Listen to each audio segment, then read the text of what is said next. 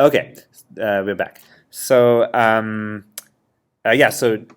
trying to build this, we have a compile time error. What's the difference between a compile time error and a runtime error? So you probably heard these words in other classes. Compile time error, runtime error.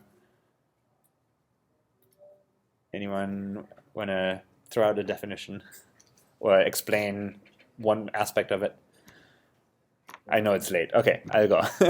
Unless someone wants. Oh, you wanted to? Sorry. Maybe something to do with types, or maybe type mismatch or something that static analyzer catched. Very good. So yeah, a compile time error is something that we can figure out something is wrong. We can't build the app. So we did something wrong. We can't even create the application. So this is the best kind of error as a programmer. So we made a mistake. So the worst kind of mistake that I could make is I make a mistake. I ship the app. Someone uses it, and then what happens? The app crashes. So that's the worst kind of mistake I can make as a programmer. As programmers, we're going to make hundreds of mistakes. So lots of mistakes. What we're doing is so complex. So we're going to be making tons of mistakes. So the worst kind of mistake is a mistake that I ship and I discover at that point. So the nice thing about statically typed languages, so as I said, Swift is a statically typed, strongly typed language, strongly typed. So what does that mean? We are very strict about how we're working with the types. So what is happening here right now is we have a type mismatch, as you said. So somewhere we're using the wrong type, and the lexical analyzer of the Swift language figured this out for us. We don't have to find out 2 months later by someone who complained that the app keeps crashing on them on this one obscure operation that they've been trying to do. So during the compile process, we figured out that something is wrong. So this is the ideal scenario for us. We made a mistake. We're going to make lots of mistakes. This is the time when we want to figure out that something was wrong. So during compile time is when we want to figure something out. We want to know that something is wrong. And this is the strong suit of strongly typed languages.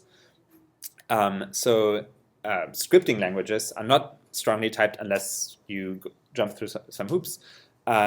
So if I had done this in JavaScript, this would have compiled. But then it might have crashed later on me. So this was the best kind of mistake that I...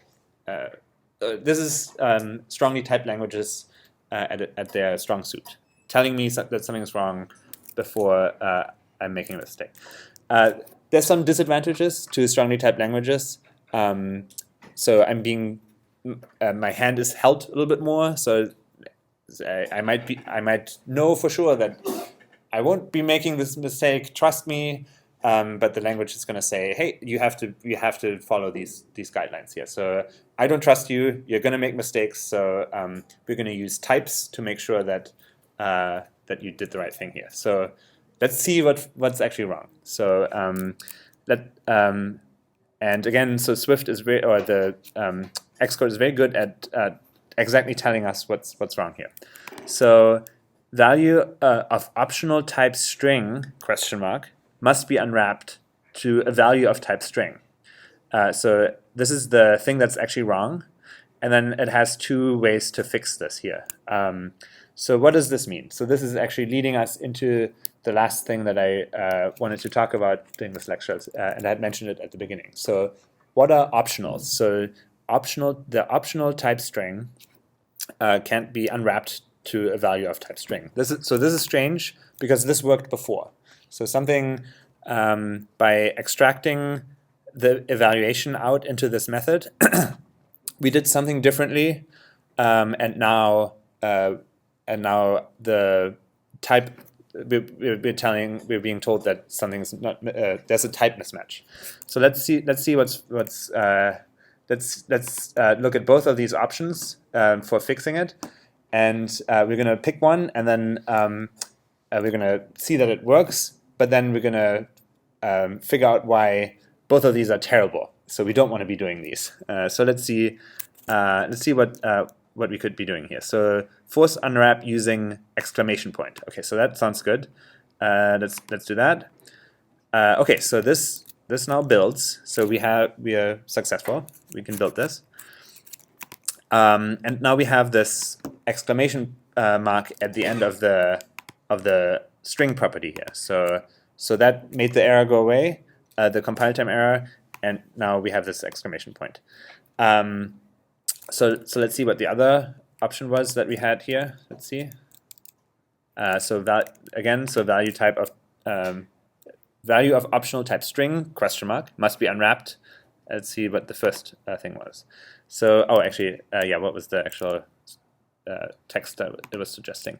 So coalesce using question mark to provide a default when the optional value contains null.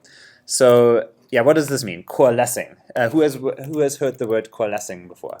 You've heard the word before? Okay, good. Yeah, before I worked with Swift, I had no idea what this meant. So let's see what it is trying to help us with here. So question up is the nil coalescing operator. So nil coalescing operator. What does this mean?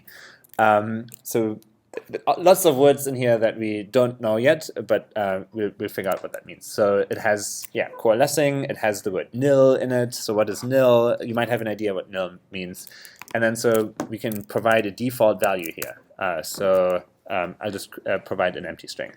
So actually, for what we're doing here, just to not make it too complicated, let's actually go with this solution for now, and we'll revisit this in a second here. So yeah, so we have a nil coalescing operator right now, and then we're providing a default value.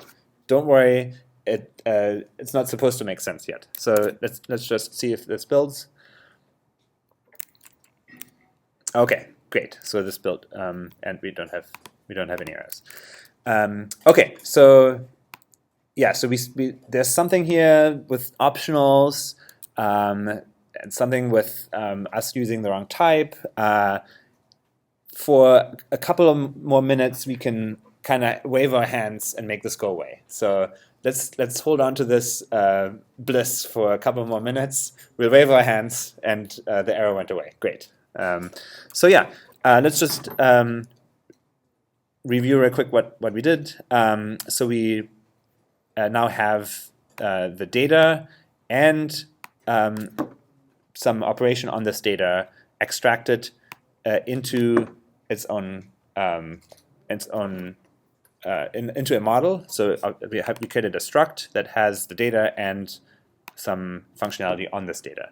So now our view controller actually looks much simpler. So we are not going to be touching this model anymore for now.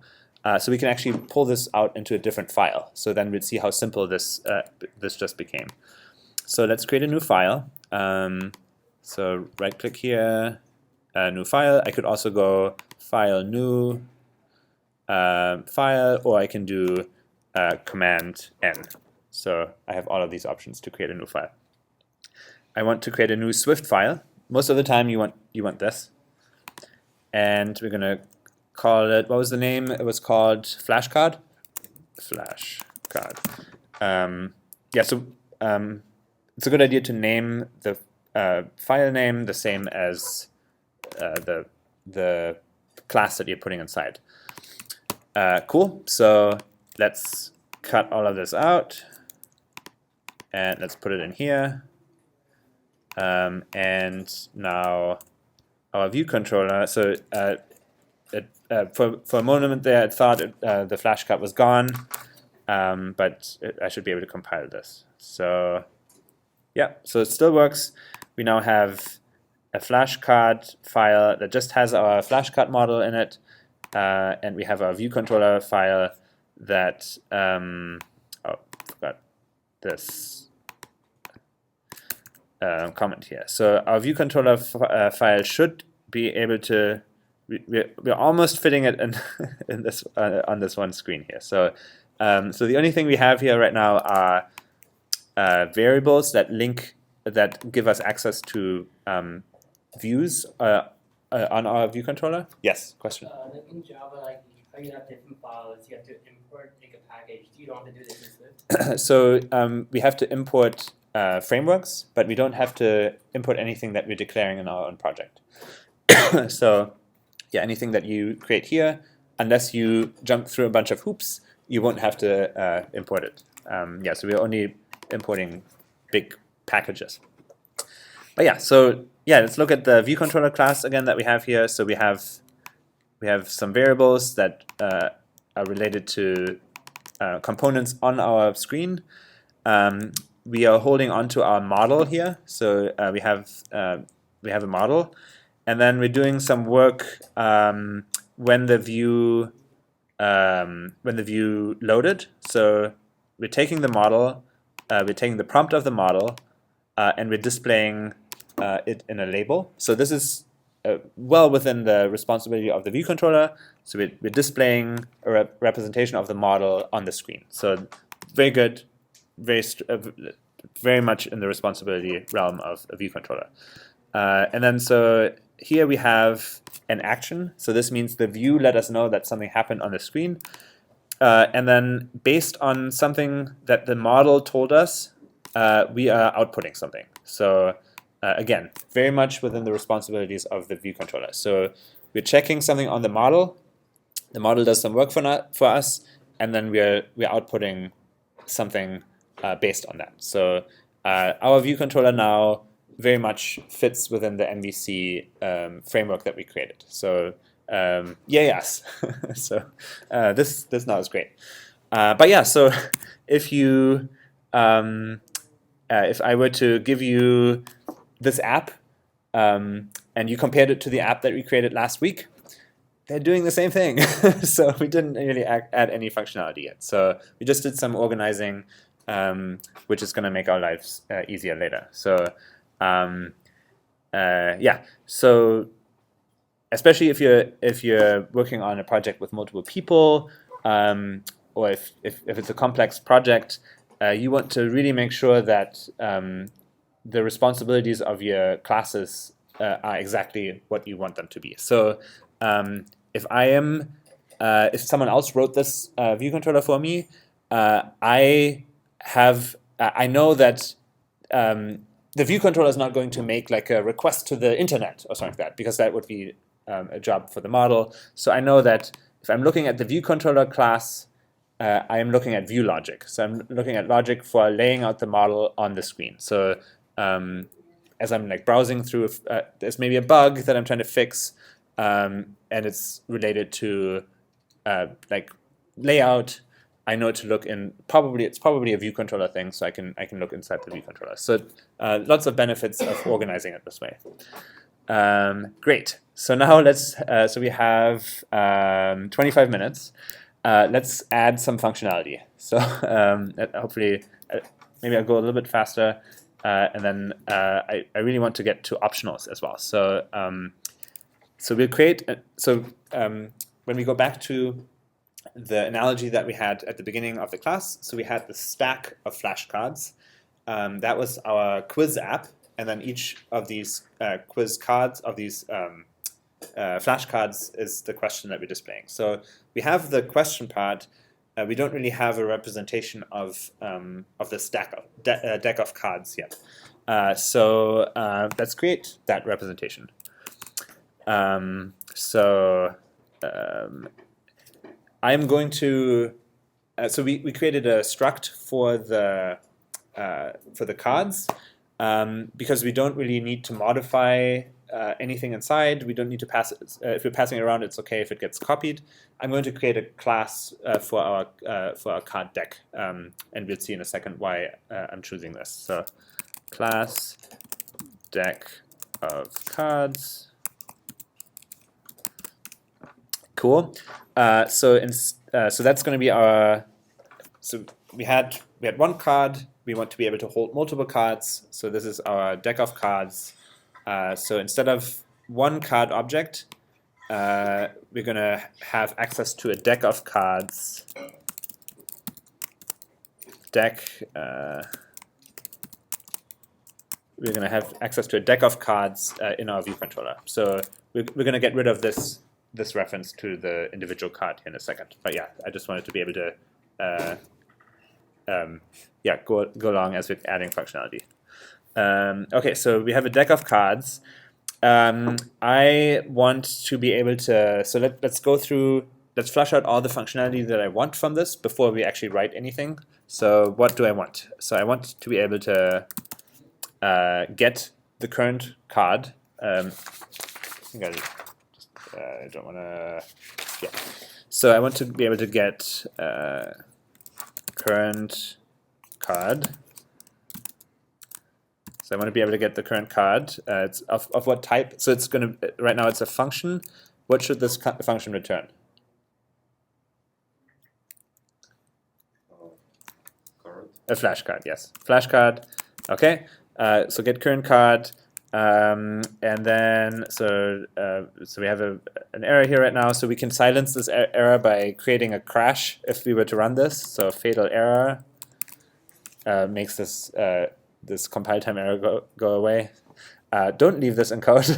So I'm just using it so that we don't see that error, that red error there. So get current card. I guess in this, so we'll still have to be able to evaluate a response on the level of the deck of cards. So we'll probably pass a lot of that logic to the card itself, but let's also create an evaluate function. So I'll just copy that from here. And yeah, I mean, there's hundreds of ways to do this, and this is just one way that I think we're going to do for now. So evaluate, again, I'm going to return a fatal error for now. Okay, so I think that's that might be everything that we need on the outside here, right? So let's see. So let's see if we can get rid of this card in the view controller and just use this deck of cards.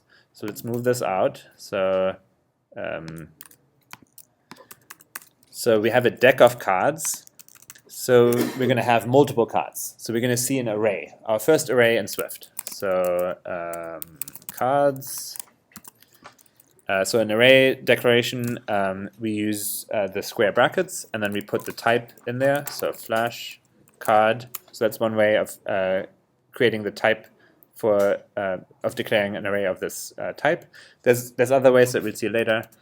And then so for now, let's create an array of two of these cards here that we can. So we have our flashcard that has our initial one, and then the best school. Out. All right, the best school in SFSU. Okay, so now we have two cards. Let's see a couple of other things. So what did we do here? So we declared a variable of type array that can hold some flashcards, and then we're initializing it immediately here. So right now we won't be able to use this deck of cards thing very much yet, but we'll get there later. So we're creating an array in line with the initialization, and then we're adding two flashcards, and elements in an array are separated by a comma. So great. So now we have some cards. So we can now we can potentially get a current card. So let's also so we could get the current card. But so let's think about the interface of this deck of cards. So theoretically, we don't have to access this array from the outside. So we decided that these two methods are the only ones that we need for now. So we're going to make this private. So we don't have access to this on the outside. So now another private variable that we might need is we want to be able to keep track of what card we're currently on, right? So card counter. Counter.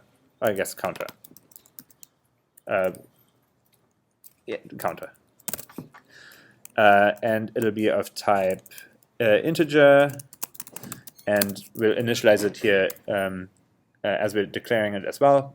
We're setting the counter to 0 for now. Great. So with this, we should be able to get a current card. So let's get a current card. So return. I'm going to access this array. So this is very similar to other languages. So cards, and I'm using the square brackets, and then I'm passing in the counter. So as you can see, cards is not ambiguous, so I don't have to add self here. I can if I wanted to, but I don't. I can leave it off. Okay, so great. We can get the current card.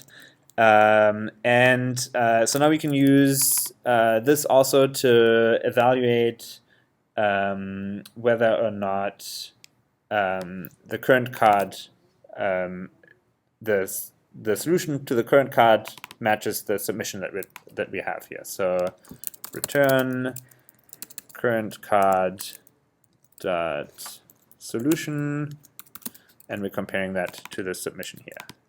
And then I like the idea of just making it lowercase. Actually, so we have this logic already in our other model. So we can just do current card dot evaluate. We just pass this along. Great. So we have our deck of cards model. We have an array of flashcards. We have a counter that keeps track of where we are, and then we have a way of getting the current card and of evaluating. And then I guess if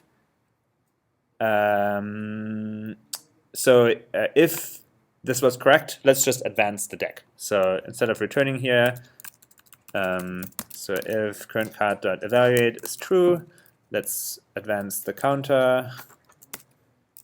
So same as in other languages, you can do this combined operator here, which is the same as this. So you can do either one. I'll keep it at leave it like this. So we're advancing the counter, and then we're returning true, and then if it wasn't the correct answer, we'll return false. Okay, so now inside our deck of cards, we're keeping track of this counter, and on the outside, we should be able to access this. Can anyone think of a way how this could go horribly wrong? So have we done anything already that could go horribly wrong?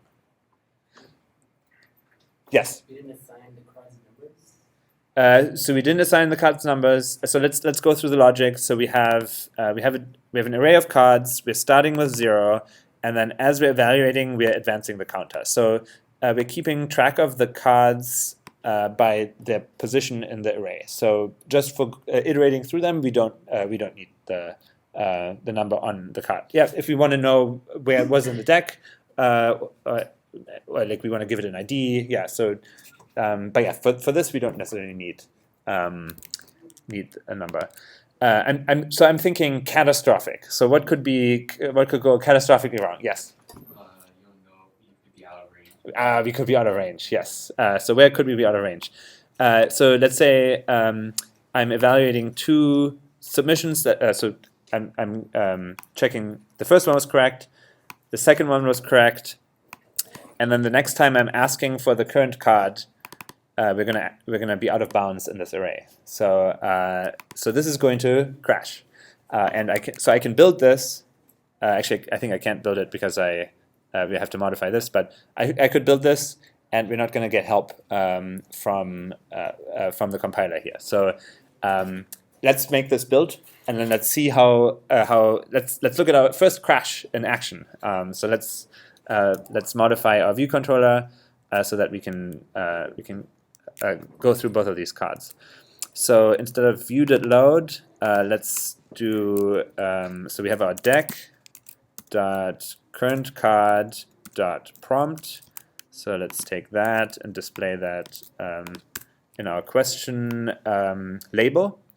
Okay, so and then what do we have here? So we don't have a card anymore, so we're evaluating the deck, I guess. So deck.evaluate, and we're submitting our thing. Great. So this is now going to build, and let's see if we can do something horrible here. So Carl, the solution was fog. Press me. Great. Oh, so we're not updating the next prompt yet. So we'll have to. So when we're evaluating, we'll also have to.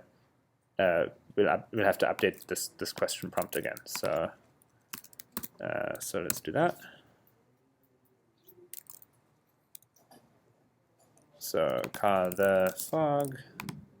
The best school in SF is in San Francisco is SFSU, and if I hit press here, we're gonna see our first crash. Okay, so thread 1, fatal error, index out of range, just as we predicted. And we have 15 minutes to get an idea of how we can solve this with optionals. So I'm slightly behind of where I wanted to be, so we'll start next lecture with. So optionals are very useful, but also a slightly larger topic. So we'll get an idea of what they are. We'll get a little taste, and then next lecture we'll get a little bit more of a taste. And I find it, when I first learned about optionals, I needed lots of little tastes until it actually made sense. And I was like, why do we need these? It's exclamation point, force unwrap, and anyways, so they're very useful.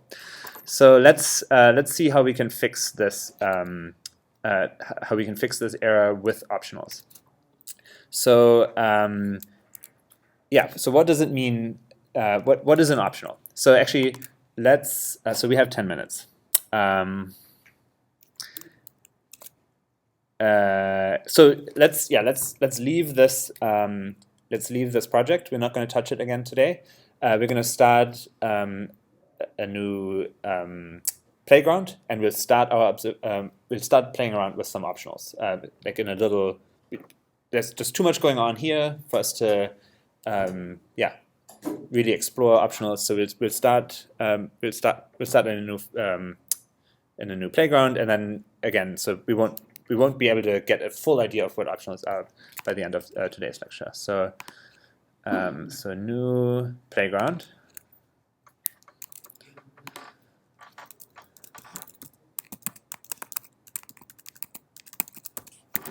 And put it somewhere where I can find it. Great. Okay, so playground. So yeah, what is an optional, and what is it useful for?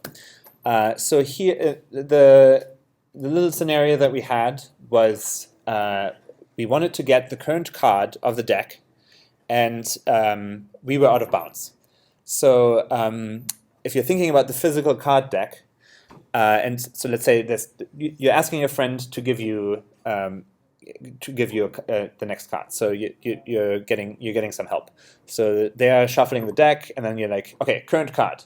You're looking at the card, and then you say the answer, and they're saying yes or no, and then okay, good, current card. Okay, so you're going through the deck. So what would happen when you get to the end if you're doing this with a friend? What is your friend going to do? You're asking for the current card, and the deck is empty. Say it again. So, yeah, you can ask again. They're not going to give you another card, right? Yeah. So somehow the contract that you had with your friend is not really doesn't cover all the scenarios. So you're asking him for a card, and now he refuses to give you a card. So you asking for a card, the result is not always going to be a card. So you might be getting something else back, which is nothing. So you can either get a card, or you can get nothing. So this is pretty much what an optional is. So it's a type that wraps both of these scenarios together. So we can ask for a card, and in one item we're getting back either a card or we're getting nothing back. So that's pretty much what an optional is. So there's a little bit more to it, but yeah. So on the very basic level, that is what an optional is. So let's go through an example. something that comes up sometimes, especially if you're using, if you're working with user input. Let's say we're creating a calculator app, and someone types in a number, and you want to do some computation with that number. So somehow someone was able to input a letter instead of a number. So we have to deal with this situation, right? So same thing again. We're allowing free input. We're allowing free input into a text field. So the contract with the user, if they're being not thoughtful, or worse adjective there, so the contract might break. They might not give you something that can be converted into an integer or into a number that can be that you can make a computation on. So let's simulate this. So we have a string value.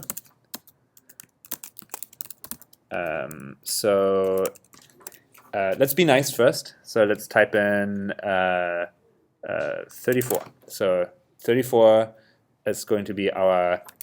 So what do we have here? So we have a string that happens to contain characters that can be represented as the integer 34. So this is what we are assigning to our string value right now. So let's so the constructor for an integer. So the integer has a constructor that takes a string as an argument. So let's use that one. So string value, and let's assign this result to a variable as well, or to a constant. So int value. Okay, so a couple of things that are new here. So I didn't. So for when I declared this this constant here, I was very specific with what type I'm expecting here. Actually, I don't have to do this, so I can remove this. Why is this legal right now? Because this can be interpreted as just one thing. So I'm assigning a string to this variable. So from now on, this variable is of type string. So if we already saw command clicking something in code. If I option click this, I don't know if you can see that, but my cursor turns into a little question mark. I can inspect a variable or a function, and it gives me the definition of, or it gives me some information. So if I'm inspecting my string value property, it shows that it is declared as a string. So because the Swift compiler can infer the type, we are allowed to omit the type from the declaration. There's a couple of instances where Swift can't figure out what type you want, and then you have to declare what type it is. But yeah, so there's a couple of places in our current app where we could have omitted the type because we're immediately assigning a property to it. Okay, so we have a string value here. Let's inspect our int value. So maybe before we actually inspect it, let's reason through what this might be. So we have this. We're calling the constructor for an integer, and we're passing in a string. So what happens if I type in ASDF? So what are we getting back here? We have to consider this case. We don't want to crash. So the whole thing we want to avoid is crashing. So what do you guys think this variable that we're declaring here, what could it hold? So let's create a variable, not a constant. What could this variable hold? Yes. 34. So, and what is the type of it? It's an integer. So in this case, it would be it would hold the integer 34, but then so if the user types something in, the user might have typed in ASDF. So what does it hold now? Say again? 0. So that would be one way to solve this without. So in Java, you could solve it this way. So you would make the distinction that, oh, there's something that I can't convert. I'm turning it into a 0. But then, so that means you're doing a calculation potentially on something that wasn't valid. So you might have some unintended consequences there. So you could choose. So the Swift people who made this, they could have chosen to go with that. So the integer constructor that takes a string could return 0 when it's not defined. What are some other options that it might return? Null value. So it could return null, yeah, or nil in this case. So nil means nothing. So we're asking for something, and then we're getting nothing back. So yeah, that's actually what happens if I'm passing something in that can't be turned into an integer. So we're getting nil back. So this variable that we're declaring here both needs to be able to hold nil, and it needs to be able to hold an integer. That is an oxymoron in a strongly typed language that doesn't support optionals. So you have to be explicit with what your variables are allowed to hold. So either this or that. So since this variable, by the definition of this integer constructor, has to be able to either hold nothing or an integer. Let's inspect what we're getting here. We have, I hope you can see it. So we have int value as declared as int question mark. So this is the declaration of an optional integer. So this value, so int value can hold either an integer or an optional. So whenever so int value is not really true here. So I try to be clear with my naming. So when there's an optional involved, I sometimes name it maybe int value. So this way I know in the naming it might be an integer, maybe not. So our maybe int value can hold nil, or it can hold an integer. So let's run this. So the playground is neat in that sense that it just displays the value that it holds. So for a string that can't be converted, let's run this. We have nil at the end.